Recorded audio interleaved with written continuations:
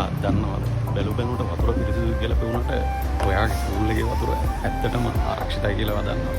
ඒක තමයි pool test කිට් එක. මේකෙන් කරන්න පුළුවන් තේ මම අද ඔයාට කියලා දෙන්නම්. එහෙනම් වතුරේ pH එක සහ ක්ලෝරින් මට්ටම නිවැරදිව බලා ගන්න පුළුවන් ලේසිම ක්‍රමය තමයි මේක. කරන්න තියෙන්නේ හරිම පොඩි දෙයක්. වතුර සාම්පලයක් අරන් අදාළ සොලියුෂන් එකෙන් 0.4ක් හෝ 5ක් එකතු කරගන්න.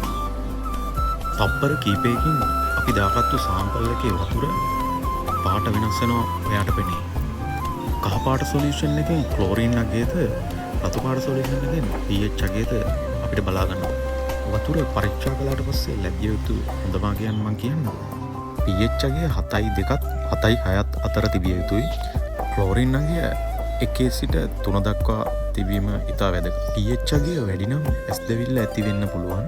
අඩු නම් විස බීජ මර්ධනය වෙන්නේ නැහැ. එම නිසා මේ පරීක්ෂණය ඉතා වැදගත්.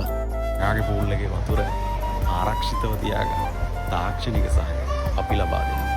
ඉතින් කිරිල්ලන්න මන්දාමියා